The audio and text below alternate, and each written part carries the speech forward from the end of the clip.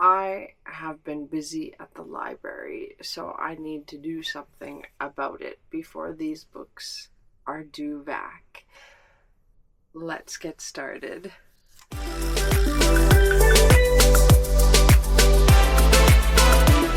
everyone, my name's Crystal. Welcome to my channel. With my library here, you book a book and then when it comes in, you can pick it up. However, I never know when a book is going to come in. It can be right away. It can be 6 months. So I had 5 of them come in. So I am going to do a 24-hour read and try and get through as many of them as possible. So the first one is Collide. I actually have this on my March TBR. And this is the first book of, I don't even know what this series is, but I have Spiral that I bought. So this is a hockey romance. She is an honor student with ambitious graduate school plans, and he is a jock with only hockey on his mind. But once their worlds collide, their connection is hot enough to melt an ice rink. And it is from, Balcahabra. Oh, I'm terrible with names. I can't pronounce, but there is that one. And then I have Lisa Jules, The Family Upstairs. Rich, dark, and intricately twisted. Now, this one I've wanted to read for a while. I was going to buy it, actually, but then I found it at the library. She is the author of Then She Was Gone. This is about Libby Jones. She returns home from work to find the letter she has been waiting for 25 years. She rips it open with one driving thought: I'm finally going to know who I am. She learns not only the identity of her birth parents, but also that she is the sole inheritor of their abandoned mansion on the banks of the Thames. Everything in Libby's life is about to change, but what she can't possibly know is that others have been waiting for this day as well, and she is on a collision course to meet them. It sounds interesting. I think,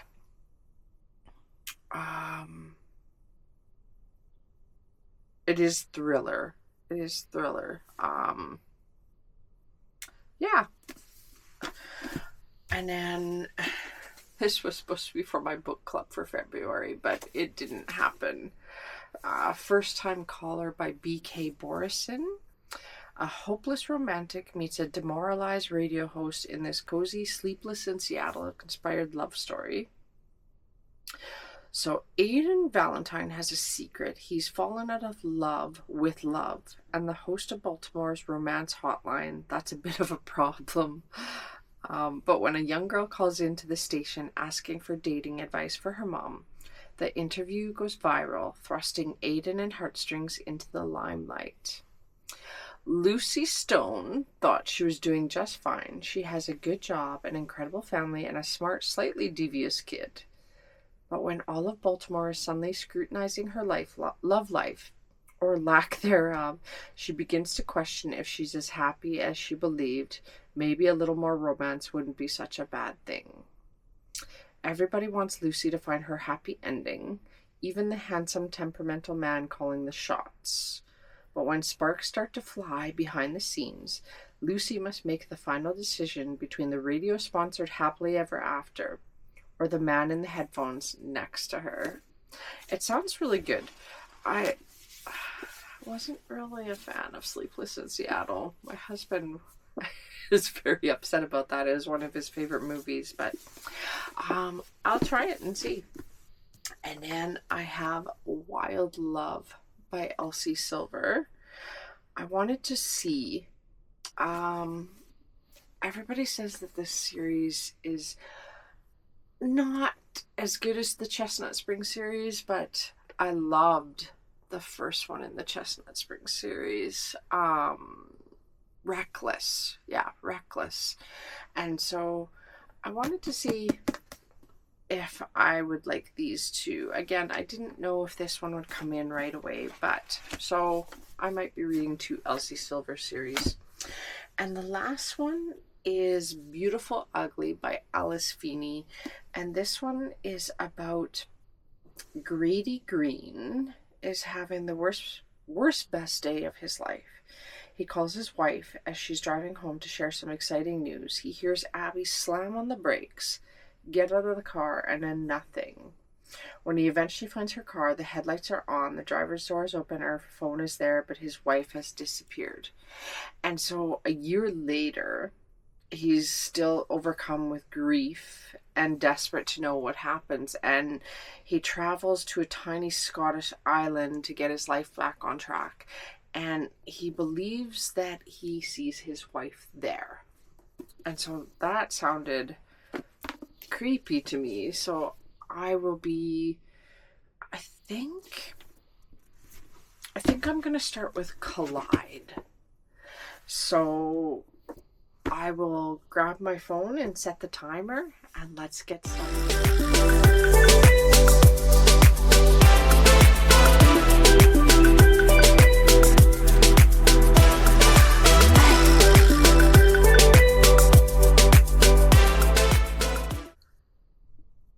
I'm about an hour into my 24-hour library book read, and Collide is not catching me. I don't want to read it. The only reason why I grabbed it from the library is because it's the first one in this series that I had bought Spiral of. And so what I think I'm going to do is I'm just going to put it aside. I don't want to DNF it, but I have been fighting a book slump since last year. And so I don't want to end up not wanting to read at all. So I'm going to put it aside, and I'm actually going to start Assistant to the Villain by Hannah Nicole Meyer. I've heard some excellent things about this book, and I'm hoping that this will catch my attention and I will enjoy it better. So I will be back here with an update.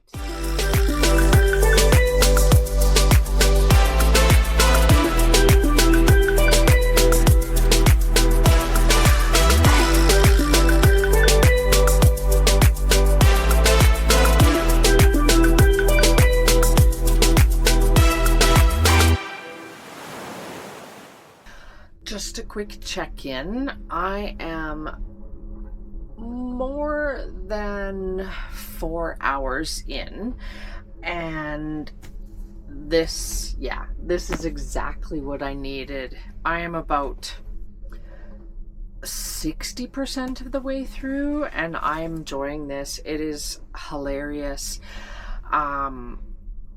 As you saw, I have been listening to it while I was sorting a puzzle that I have, as well as reading the physical copy. So I'm enjoying it. Will it be a 4 or a 5 star? Probably not. But in any case, again, 60% of the way in under 4 hours, under 3 hours, because I tried to read Collide for about an hour. So I will touch back when I am done. I am sitting at almost the halfway mark, just about an hour and a half over the halfway mark, and I have finished Assistant to the Villain. It was fantastic. I really enjoyed it.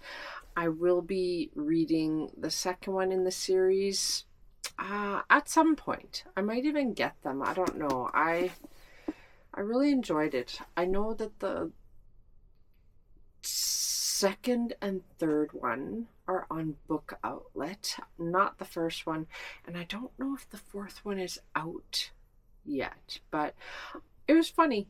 Made me laugh. I enjoyed it. It's kind of sarcastic, and I loved Evie. She was great, how she wasn't afraid of the villain at all. And so I will be moving on to Beautiful Ugly, and I will be back with an update. A long time no see.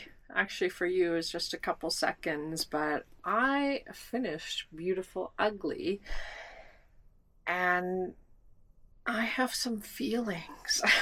This is by Alice Feeney, and it's the first one I read of hers, and it was interesting. Grady Green is having the worst, best day of his life. He calls his wife as she's driving home to share some exciting news. He hears Abby slam on the brakes, get out of the car, then nothing. When he eventually finds her car, the headlights are on, the driver's door is open, her phone is there, but his wife has disappeared. And then a year later, he goes to an island to try and write again, and he thinks that he keeps seeing his wife there. I rated it a 2-star. I listened to it mostly from the library. Or no, it was on Amazon Music. I had downloaded Amazon Music through Audible, and it was interesting. I didn't really enjoy it, but I was weirdly pulled in that I couldn't stop listening to it to do an update. I kept expecting it to get better. It wasn't bad, but it wasn't good. So many things didn't line up, and I don't want to give any of it away, but I did enjoy it. But it definitely wasn't a 3-star for me. I found too many discrepancies in the writing, and it was just oddly creepy. But I would recommend it if you like a creepy book. Maybe I was just being too picky, but it was okay. It was a good listen. I don't know if I would have kept reading it had I just been reading the book, but it was a good listen. So I don't have my phone on me. I am at about 7.5 hours left of the 24-hour. So I'm going to move on to Holly Jackson, Not Quite Dead Yet. This just came in from the library, and so I'm on a thriller mode. I'm in thriller mode right now. And so this is by the author of A Good Girl's Guide to Murder. And I believe it is about, in 7 days, Jet Mason will be dead. Jet is the daughter of one of the wealthiest families in Woodstock, Vermont. 27 years old and back living with her parents, she's still waiting for her life to begin.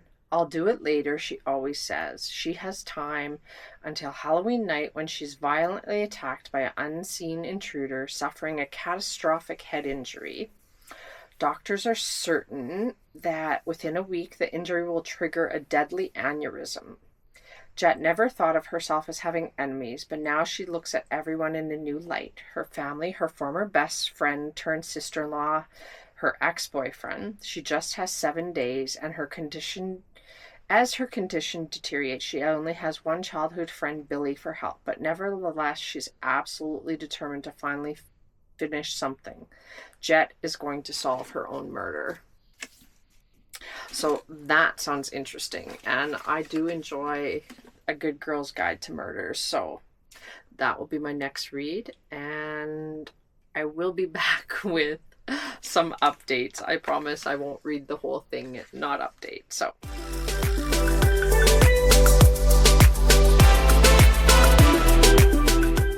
just a quick update. I am sitting at 6 hours and 25 minutes, and I am, what chapter?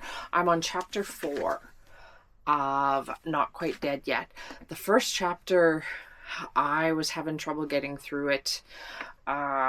Jet, the main character, She was irking me. She comes off as pretentious and spoiled.